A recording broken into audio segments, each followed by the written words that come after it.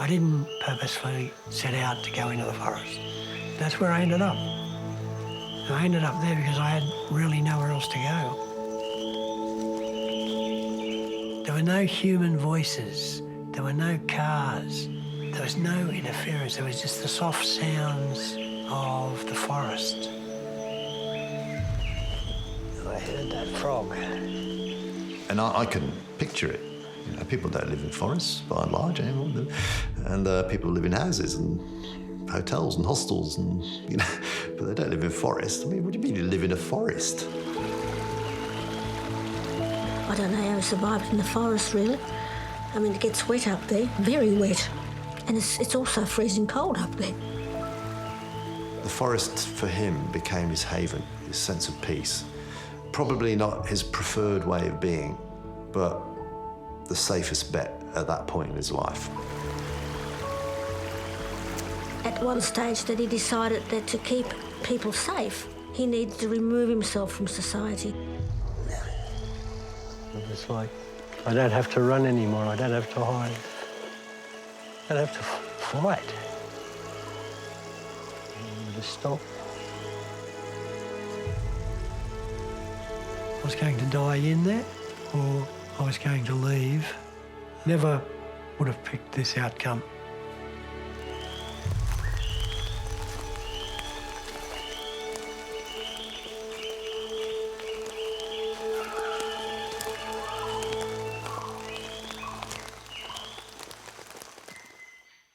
Hello, Gregory. How nice to see you. I first met Gregory in September 2008. He came to see me because he'd had a history of trauma and he hadn't had any counselling for it. Can you understand the enormity of how you've gotten to where you are? Yeah, maybe I don't. When he first came to me after I came out of the forest, Gregory was still pretty disordered. He dissociated a lot. Yeah, I remember losing days. I know. It's like I know. days. I would just black out and I would come to and there'd be this gap in my life and I couldn't explain it. It was pretty severe stuff and he just kept on coming and slowly his story came out.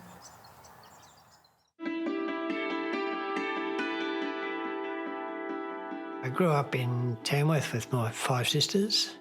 My father was the most dangerous thing in my life. I didn't like him. He was a horrible human being. He always smelt. And I didn't realise it at the time, but today it was alcohol. Family life, it was extremely frightening. It was extremely violent. It was extremely degrading. Dad was often really angry and he had been beating Mum up, and then he'd turned on us, and Gregory was trying to protect us. We didn't have a chance to run and hide. And I remember my father just beating him to a pulp. There was blood everywhere.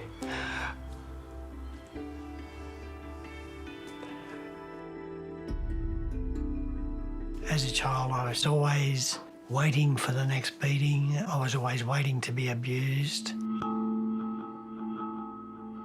One day, I got home from school and my mother just said, tomorrow we're going to go and see Auntie Muriel.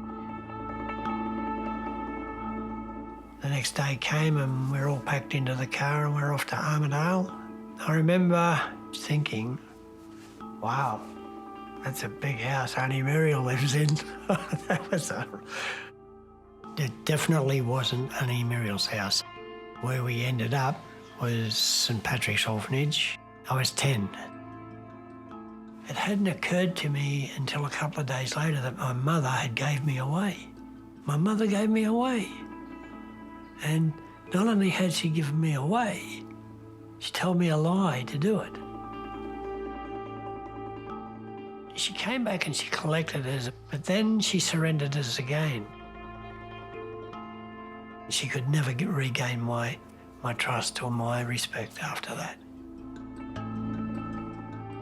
I was sexually abused in that orphanage, and some of those perpetrators were young women, 15, 16-year-old women, and it was their responsibility to bath the younger boys. So, I mean, there's, you know, it's very, to me, it's still very confusing. The punishments were really severe, brutal. You know, putting kids in isolation, depriving them of things.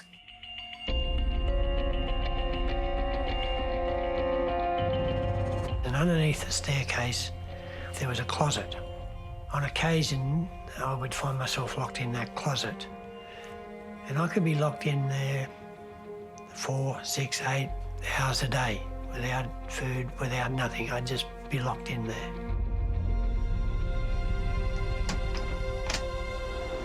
I developed this technique whereby I would retreat into my inner mind, and in there I built this little, beautiful little forested area that had a force field, and in there I could be happy and I could be okay.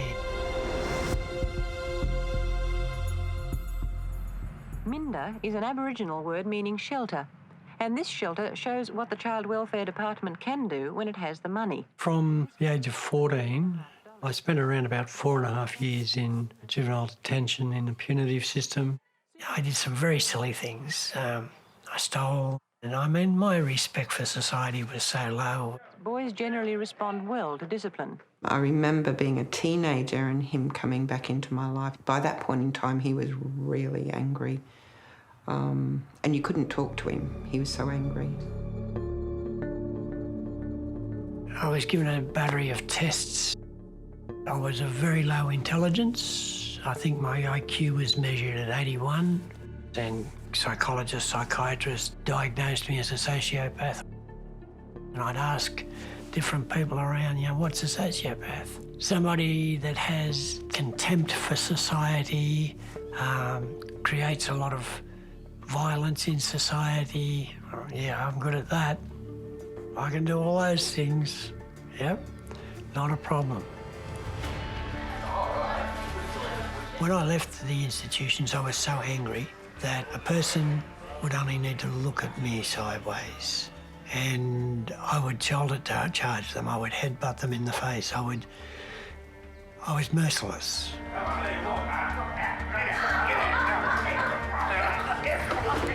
I was doing my apprenticeship with alcohol. Rum meant fight. Rum meant pain. Every time he came into my house, whatever it was he wanted vanished with him. He'd stay for a night or two, and then when you'd get up and he'd be gone with all your things. I managed to get a couple of jobs in Tamworth, met my future wife, Julie. That relationship centred around alcohol, and I would get angry and abuse her, and that turned into a pattern over time until she decided one day that she was in a dangerous relationship. She just started to see me for who I really was. I was 25 years old when I realised I was an alcoholic. I'd become my father. It's like a thief in the night, alcoholism. It takes away certain things and you don't even realise that they're gone until you want to use them. For example, tolerance, patience, friendliness, and they're not there anymore. I was pretty much transient for 3.5 years. I was hitchhiking up and down the East Coast, just trying to find a meal. We were driving on the M1 past Dreamworld, and I looked out the window and I saw him hitchhiking. And I turned to my husband and I just said to him, keep driving. Because he's like, but that's your brother. And I'm going, yes, I know. Keep driving. Don't stop. We don't want him in our life. I just couldn't do any more trouble at that point. If you don't want people to find you, you have to go where people won't go. I'd exhausted all my options, and you know, I was walking along these roads just southwest of Mullumbimby. And this dirt road seemed like a good idea at the time. And at the end of the dirt road, there was a forest. First night in there, it rained. It really rained. You know, I was covered in leeches and soaking wet. You know, I dragged my dry as a bone out and I put that over me. You know, about 3 weeks in, I find myself eating anything that crawled. I've eaten beetles, worm, grubs. I started hunting land mullet, lizards, any lizard. That's my bedroom window.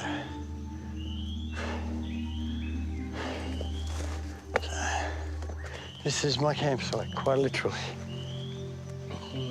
The forest took me back to when I was in that cupboard under the stairs in the orphanage, and I'd formed that place in my mind, you know, of no humans, you know, just a nice soft place.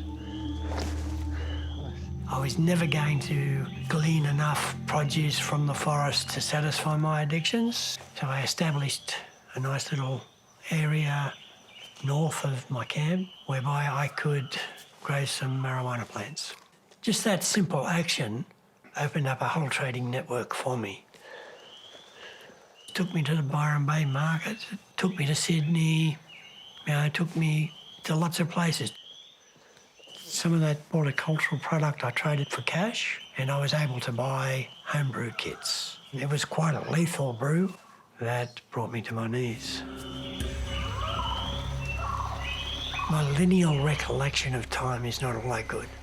I don't have a lot of clarity around those couple of years in the forest because it was mixed in with psychosis.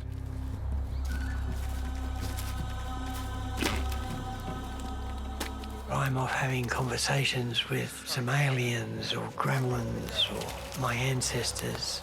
My ancestors were saying, you can't live like this. And they're saying that they're concerned about me and that my health is deteriorating. He had some simple choices to make. One choice was to go down the road of alcoholism, drug addiction, living out in the forest. That was a road to oblivion.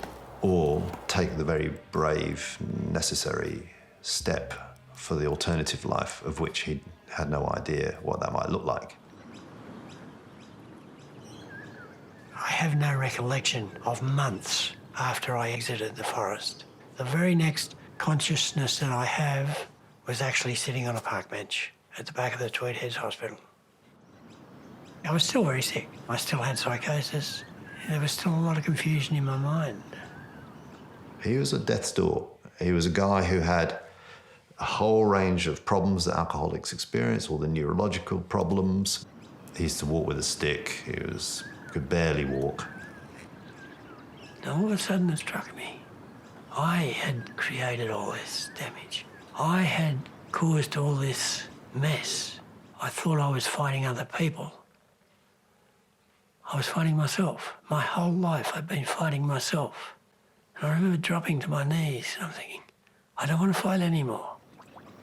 So I made a decision there on that park bench that I would do whatever it took not to be the person that I was there that day.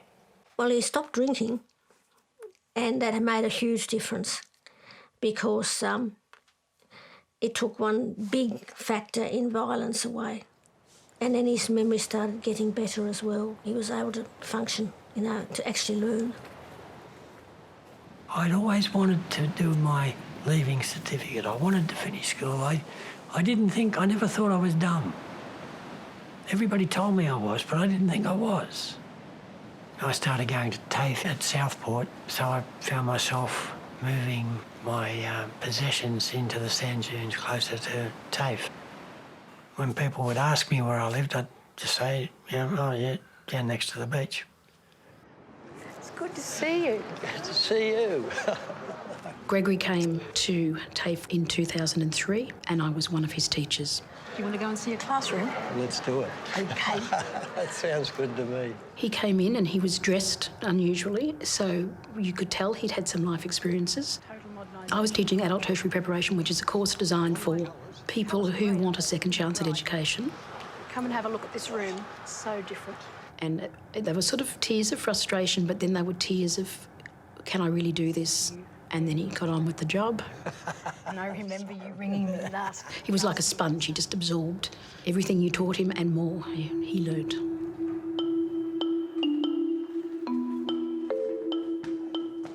Towards the end of my TAFE experience, the tertiary prep, it was becoming evident that I would qualify for an invitation to university, and this word sociology kept jumping out at me. And when I looked up the definition of sociology, it was about, the study of human society. And I thought, yeah, I want to know about human society. I want to understand why I hate society so much. I was a lecturer at Southern Cross University at the Coffs Harbour campus, and I was teaching what's possibly one of the most boring units on earth. No, Richard was boring. Richard was so boring. Gregory sort of put his hand up and goes, "Richard, do you mind if I say something?" And I said, "Yeah, sure, go ahead, Gregory." And he goes, "I just want to say that I used to be a werewolf, but I'm over it now." And at that point, I said, "I like this guy. He's going to be my friend."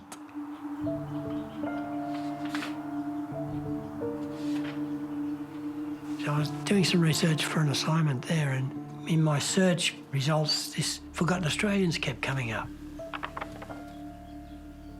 Upwards of 500,000 kids, non-Indigenous, experienced some form of institutional care as children. I thought, that's me. The Forgotten Australians report absolutely blew the lid off a history that was secret, that was covered up. And it talks about the abuse that was systemic in Australian childcare for so long. And it talked about not being believed. One of the scariest things that can happen to you as a human being, I believe, is to think that you experience so much pain and trauma and isolation alone. But then to discover that there's a whole lot of people out there that have experienced the same thing. I didn't even need to talk to anybody after that. Just knowing that they existed was cathartic in itself. And it took some time for it to dawn on me that my sisters are Forgotten Australians as well. 2004 Christmas Day, I get a phone call from Wendy. She said to me, "I hear you haven't had a drink for 4 years." I said, "That's right." And she said, "Do you think we could have a talk?" How you doing? How are you? When I met Gregory, I was in a place that everything I touched went sour. I knew you were sick, like just from looking at you. I just wanted to die. Yeah. I was dead inside. I just wanted to die on the outside. Yeah, no, that's right. And get buried. I drank to remove myself from life. I drank to pass out so I could sleep. I didn't want to feel. I didn't want to dream. I didn't want to remember. You're not angry? Yeah, no, I stopped being angry for a while, actually. Yeah, I couldn't move forward if I was still angry. No. Gregory came back into my life 14 years ago. A totally changed person, an amazing example to me. Just to see him and just to hear the tone of his voice and the softness in his voice absolutely made me stop and listen to him. He led me to some people who have a program for people like me that drank the way I drank, and they showed me how they changed their lives. He supported me through that. My thinking was, if you can do it, then I can do it too. She's never drank again. She's a different person today. She has a very good life today. When I was invited to do my honours, and I'm in discussion with Richard Hill about, well, what is an honours? I have no idea. I didn't even know what honours were. And he explained that to me. And then, well, what am I going to do honours on? And he turned around with this wry smile and he just looked at me. He said, well, Why don't you do it on what you know best? What's that? You. I became his supervisor. He wrote all his substantive chapters in about 6 months, and he got first class honours, and he got an APA scholarship. I mean, he did really well.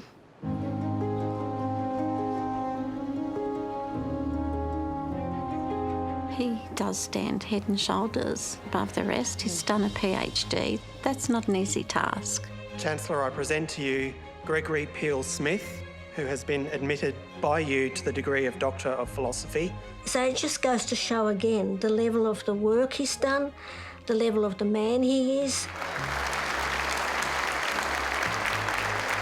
When he was doing his PhD, he was interviewing people who had had a similar background, childhood. Gregory's research is incredibly important. We need these oral histories to ensure that the experiences of those people aren't forgotten, and more importantly, that we have learnt the lessons of them. They can go down underneath that and they never have to touch the top of your land. He's now a lecturer. He doesn't big note himself. He just goes about things quietly. He gets great feedback from students. Students love him. But we can begin to see that these decisions have a wider impact on our society as a whole.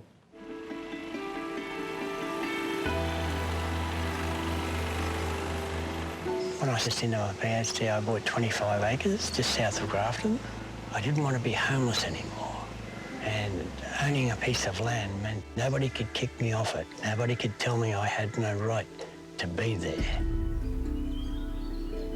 If you ask Gregory when he was up on the hill there outside Mullumbimby whether he would have had a property, whether he'd be a lecturer at university, he would have laughed at you.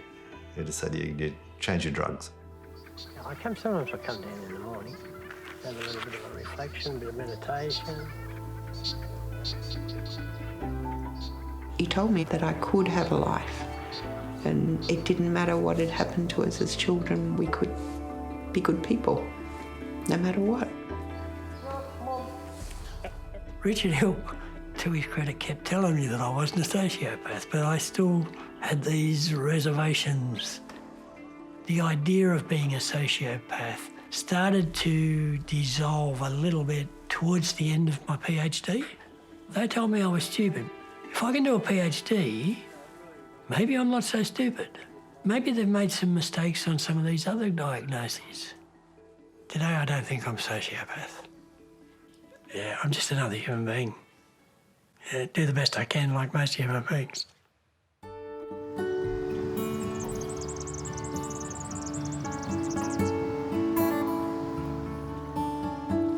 The last Australian story was a little bit scary for me, I guess, doing it. I haven't watched the program because I can't stand the sound of my own voice. But the end result of that has been phenomenal. I had over 1,000 emails from refugees in Africa, alcoholics in Texas, from people in Europe who wanted to have existential conversations with me about how to live in a forest, people who were suffering different mental illness. I had quite a few emails from mums asking me to help their son or their daughter. One of the things both the book and Australian Story did for me is it magnified my voice. That's what makes us brother. That what makes us brother. Yeah. Homeless people don't have a voice. Gregory didn't have a voice for 45 years. But in telling his story, he is also advocating for people now who are homeless to get better outcomes. Signal Flare is a charity for homeless and others in need. Gregory is Signal Flare's patron. He takes a lot of time to come here, you know. He's a very busy man to help at our barbecues.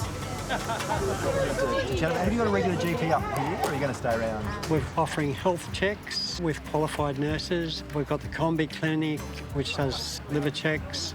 And we're just trying to create an atmosphere of openness and welcome. Gregory really is being a symbol of hope for people because people can look at him and see what he's done, how he's turned his life around, and they can find some self-belief in that, you know, some belief that they can do it too. If I can make a difference to the way we see vulnerable people, I will have achieved a lot in my life. I'm the ambassador for Fred's Place in Upper Tweed area, and I advocate for these places. Anyone can go in there and have a shower, get a feed, do their washing, access certain services, Centrelink, some legal aid sometimes. Thanks, sir. Gregory will often be there to listen, as he does. Not to preach, not to give answers, but to listen and to try and find solutions. It's fed me. It's fed me every morning, 5 days a week. I still have to go to Centrelink and the Housing Commission, but they make the contact for you at Fred's Place. Yeah, that's great. It must take a little bit of social pressure off you. Just to have a roof on my head, Gregory, you know, when you don't have anything, you know what it's like, you know? Yeah, I did. Yeah. Gregory's now working on a steering committee which is run out of the Premier's Department with the objective of halving homelessness in the Tweed area in the next 5 years. And so I've been invited to advise on that as a person with lived experience. Yeah, the booze and the drugs and everything was about killing the pain. Yeah, that's right. Yeah, and killing the shame. Drown my sorrow. There's just not enough resources to put out there for people. I mean, the housing is not available.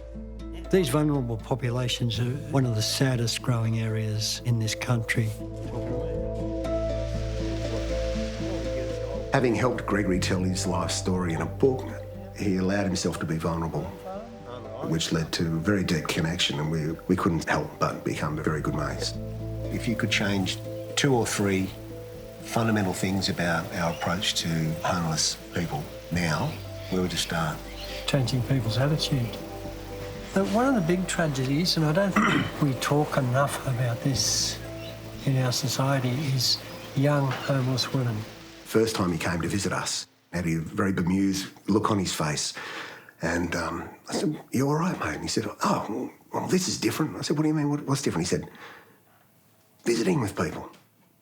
You know, I looked at him, I thought, he said, "I've never visited with a friend before." Blew me away. But it turns out he's very good at it. Since I got up off that park bench and walked away, I've been able to construct a person that I care about, I like. Red rabbit.